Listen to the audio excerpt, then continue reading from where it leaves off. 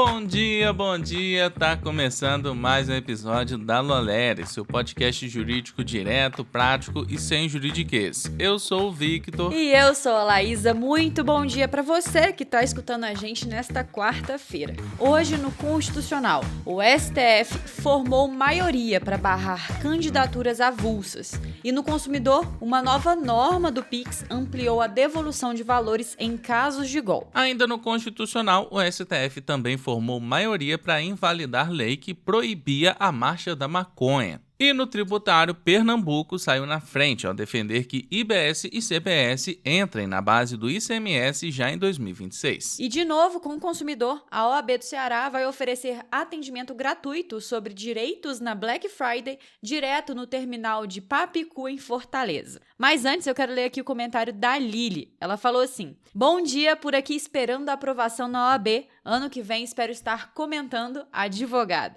Melhor podcast jurídico de todos. Meu namorado anda acordando mais cedo só para ouvir as notícias comigo quando a Alexa começa a tocar. Para mim, todos deveriam se manter informados no mundo jurídico e nas principais decisões do momento. Tragam notícias sobre a COP30. Lili, a gente está aqui na torcida por sua aprovação na OAB, tenho certeza que ela vem e eu tô aguardando o seu comentário aqui de volta falando que você é advogada. Um abraço para você, Lili, e seu namorado. Pode deixar que em breve a gente traz atualizações sobre a COP30. E bom saber também que a sua Alexa ela já tá programada para tocar a Lolera, é isso aí. Então, café na mão, fone no ouvido, bora pro episódio. A gente já começa com direito constitucional. O STF formou maioria no julgamento do recurso extraordinário 1.238.853, com repercussão geral, tema 974, para manter a exigência de filiação partidária como condição de elegibilidade e barrar candidaturas avulsas para cargos majoritários. No centro da discussão está o artigo 14, parágrafo 3º, inciso 5 da Constituição, que exige de forma expressa que o cidadão seja filiado a partido político para concorrer a eleições, regra que, segundo o relator ministro Luiz Roberto Barroso, estrutura o modelo representativo brasileiro na figura dos partidos. No voto, Barroso ressaltou que, embora alguns países adotem candidaturas independentes, o direito internacional não obriga os estados a seguirem esse modelo. A Convenção Americana de Direitos Humanos garante o direito de votar e ser votado, mas permite que cada país estabeleça requisitos como a filiação partidária. E decisões da Corte Interamericana reconhecem essa liberdade de conformação dos sistemas eleitorais. Até agora, acompanharam o relator os ministros Alexandre de Moraes, Cristiano Zanin, Nunes Marques, Dias Toffoli e Edson Fachin, formando a maioria pelo impedimento das candidaturas sem partido. Na prática, o entendimento reafirma que cargos como presidente, governador, senador e prefeito só podem ser disputados por candidatos filiados a partidos e escolhidos em convenções internas, e que qualquer mudança nesse desenho exigiria alteração constitucional. A tese a ser fixada em repercussão geral deve afirmar que candidaturas avulsas não são admitidas no sistema eleitoral brasileiro, de modo que esse parâmetro passe a orientar de forma vinculante os casos futuros, salvo eventual mudança na própria Constituição. E para nos ajudar um pouco mais com essa questão, a gente fez a seguinte pergunta: com a maioria formada no tema 974, quais efeitos vinculantes essa decisão deve gerar nos casos em curso? Há alguma margem para o TSE regulamentar alternativas parapartidárias sem PEC? E na prática, como essa reafirmação da centralidade dos partidos impacta a democracia interna nas convenções e na escolha de candidatos? Quem nos ajuda com essa questão é Ana Paula Mendes, mestre em Direito pela UERJ e professora de Direito Eleitoral da pós-graduação do IDP e da UERJ. Eu quero começar agradecendo a oportunidade de estar mais uma vez aqui no podcast da Law Letter para falar sobre os assuntos relacionados ao direito eleitoral. Esse tema é finalmente decidido pelo STF, né, que já vinha há alguns anos com a repercussão geral reconhecida, mas que não havia uma definição para a matéria, sobre as candidaturas avulsas. Ele é muito importante porque ele poderia mudar todo o cenário político partidário brasileiro. E o STF, ele vem reafirmar o que já está escrito na Constituição, que a filiação partidária é uma condição de elegibilidade. Isso significa que só podem se lançar candidatos aquelas pessoas que são filiadas a um partido político. Isso é uma condição de elegibilidade, portanto. Havia uma discussão sobre o tratado do Pacto de São José da Costa Rica, se ele teria ali um caráter acima da Constituição, e se ele poderia, portanto, se sobrepor a essa norma constitucional. E o STF falou que não. Por mais que ele fosse mais recente do que a Constituição de 88, ele não foi incorporado no nosso regime jurídico com força de emenda à Constituição suficiente para alterar o texto da nossa norma originária. Então, o STF ele vai validar o texto da nossa Constituição Federal nessa matéria. Portanto, não há qualquer margem aí para o TSE regulamentar algo diferente. A letra da Constituição é a que vale, então todas as pessoas devem, portanto, estar filiadas. E eu acho que isso traz aí uma responsabilidade maior de transparência e de democracia intrapartidária para os partidos políticos. Muito embora o TSE não possa prever outras formas de candidatura, ele pode, a meu ver, usar esse entendimento, esse caráter constitucional da democracia partidária para exigir dos partidos políticos mais democracia intrapartidária, mais compromisso constitucional com a promoção da democracia, aumentar o controle dos partidos políticos com base nesse entendimento. Agora, advogado, tem verdade que a gente precisa ouvir, hein? E escritório lucrativo não se faz só com boa tese. Precisa de controle e também de previsibilidade financeira. E foi justamente pensando nisso que a JustCash preparou uma solução gratuita, a planilha de fluxo de caixa para advogados. Nada de conta complicada. É simples, automatizada e feita para registrar tudo que entra e sai do escritório. Com ela, você consegue acompanhar receitas, despesas e enxergar com clareza o quão lucrativo seu escritório realmente é, para planejar investimento, equipe e crescimento com segurança. Quer organizar seu futuro financeiro de um jeito profissional? O link para receber a planilha de fluxo de caixa JustCash está na descrição. Não perde a sua, hein? E vamos com o direito do consumidor. Entrou em vigor uma nova norma que amplia a devolução de valores enviados via Pix em situações de golpe ou fraude, aperfeiçoando o mecanismo especial de devolução, o MED. A principal novidade é permitir o rastreamento e a recuperação de recursos, mesmo depois que o dinheiro já foi repassado para contas intermediárias, algo que antes dificultava o retorno dos valores ao usuário lesado. O prazo para a conclusão do procedimento de devolução passa a ser de até 11 dias após o acionamento do mecanismo. Antes, a devolução dependia de o valor ainda estar na primeira conta que recebeu o Pix fraudulento. Agora, desde que o caso se enquadre nas hipóteses previstas, fraude comprovada ou erro operacional da instituição, é possível tentar reaver quantias que circulam por outras contas. O MED, criado em 2021, deixa de ser facultativo e, a partir de 2 de fevereiro de 2026, passa a ser obrigatório para todas as instituições financeiras e de pagamento que operam com o Pix, como bancos e fintechs, que terão de estruturar sistemas para rastrear transações, aplicar bloqueios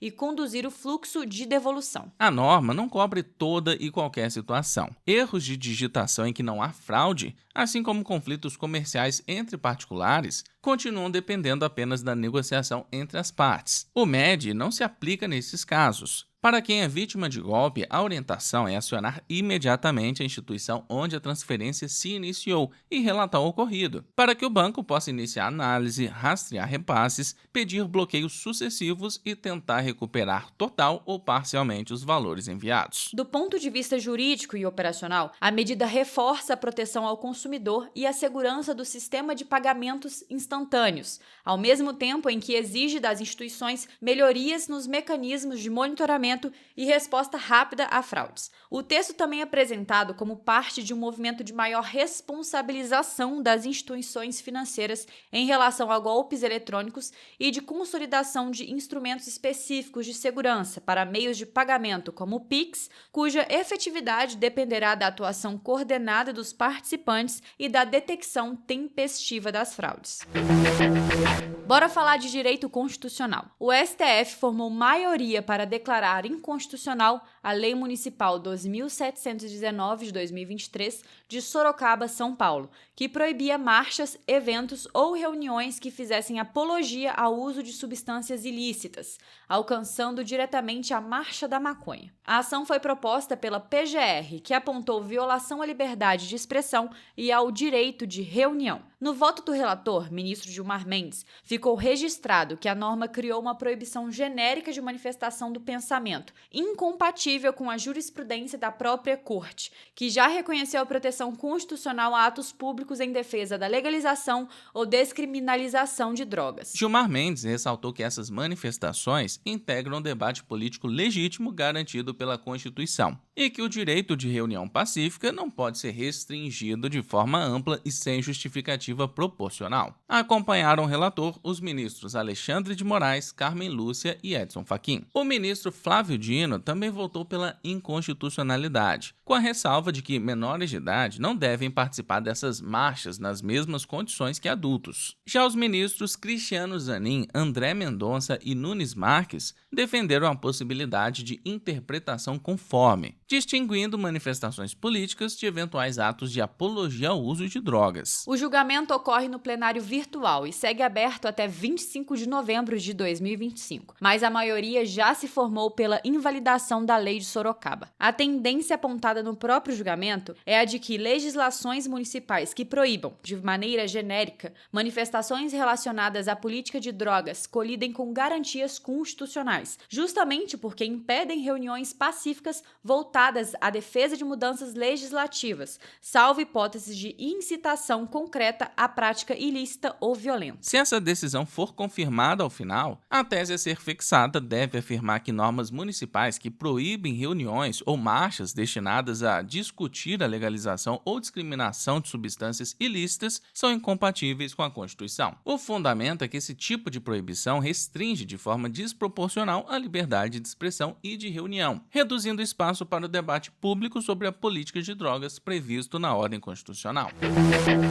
E vamos agora com o direito do consumidor. A OAB do Ceará, por meio da Comissão de Defesa do Consumidor, vai prestar atendimento jurídico gratuito às vésperas da Black Friday em Fortaleza. A ação acontece no terminal do Papicu, das 9 às 12 horas, sem necessidade de agendamento, com foco em orientações práticas sobre direitos do consumidor em um dos períodos de maior volume de compras do ano. Segundo a presidente da comissão, Cláudia Santos, a ideia é esclarecer dúvidas frequentes, como atraso na entrega e publicidade enganosa. Em caso de atraso, o consumidor pode exigir da empresa um novo prazo formalizado e, se ele não for cumprido, cancelar a compra e receber integralmente o valor pago, com correção. A comissão também recomenda comparar preços em diferentes lojas e destaca que o uso do cartão de crédito oferece maior segurança, já que, em caso de fraude ou descumprimento da oferta, é possível pedir estorno à administradora. Outro foco do atendimento será a prevenção a golpes, principalmente em compras pela internet. As orientações incluem verificar a reputação da loja, desconfiar de preços muito abaixo da média e evitar clicar em links enviados por mensagens ou redes sociais. Se o consumidor cair em fraude, o plantão poderá indicar os primeiros passos para registrar reclamação e buscar solução junto a órgãos de proteção e instituições financeiras. Além do atendimento presencial no terminal, a comissão disponibilizou um canal de contato por e-mail para dúvidas posteriores, permitindo acompanhar casos mais complexos. A iniciativa é apresentada como uma forma de reforçar informação e educação para o consumo, reduzindo riscos típicos da Black Friday e orientando os consumidores sobre seus direitos nas relações de consumo. E bora para nossa última notícia do dia com direito tributário. A Secretaria da Fazenda de Pernambuco publicou a Resolução de Consulta número 39 de 2025 e saiu na frente como o primeiro ente federativo a se manifestar oficialmente pela inclusão do IBS e da CBS, tributos da reforma tributária, na base de cálculo do ICMS já a partir de 2026. A posição reacende o debate sobre os efeitos práticos da transição para o novo modelo de tributação do consumo, que é previsto na Emenda Constitucional 132 de 2023, especialmente no período em que o sistema antigo e o novo ainda vão conviver. Na manifestação, a Cefaz-PE afirma que enquanto não houver norma complementar excluindo expressamente IBS e CBS da base de outros tributos, continuam valendo as regras da Lei Candir. Pelo artigo 13 da LC 87 de 1996, o ICMS incide sobre o valor total da operação, abrangendo tributos pagos pelo contribuinte e repassados ao consumidor. Com isso, na visão do Estado, não há impedimento jurídico para que IBS e CBS integrem a base do ICMS durante a fase de transição. A posição, porém, gera preocupação entre contribuintes e tributaristas. Isso porque o novo modelo entra em vigor formalmente em 2026, mas IBS e CBS só começam a ser efetivamente cobrados após uma etapa de testes e implementação gradual, levantando dúvidas sobre a inclusão de valores ainda não plenamente exigíveis na base do ICMS. Soma-se a isso o risco de aumento da carga tributária, já que a ampliação da base de incidência pode elevar o ônus fiscal e contrariar os princípios de neutralidade e simplificação que orientam a reforma. O cenário é ainda influenciado pelo PLP 16 de 2025, em tramitação no Congresso, que propõe excluir expressamente IBS e CBS da base de ICMS, ISS e IP. A ausência de definição normativa clara mantém o tema em aberto e alimenta a perspectiva de judicialização em caso de divergência entre estados e contribuintes. Por isso, especialistas têm recomendado atenção redobrada à transição, com avaliação técnica dos impactos nas operações, já que a regulamentação definitiva da reforma, em especial sobre a composição das bases tributárias, será decisiva para garantir previsibilidade e segurança jurídica a partir de 2026. E por hoje é só, nosso episódio vai ficando por aqui. Muito obrigada a você que ouviu a gente nessa quarta-feira. E como sempre, eu quero agradecer a todo mundo que comentou na edição passada e bateu ponto aqui com a gente. A Emanuela, Reinaldo, Rê, Bela, Ciborgue, Guilherme, a Lili, Diogo, Felipe Calou, Bianca Martins e Paulo Fernando. Muito obrigado a todos que comentaram. Muito obrigada, pessoal. E já sabe, segue a gente no seu tocador de podcast favorito, ativa o sininho para não perder nenhuma notificação e avalie a gente com 5 estrelas, porque ajuda bastante. Compartilhe o episódio lá nos seus stories e marca a gente no @lo.lere, que a gente tá sempre compartilhando por lá. Se cuida, bom estudo, bom trabalho e até amanhã.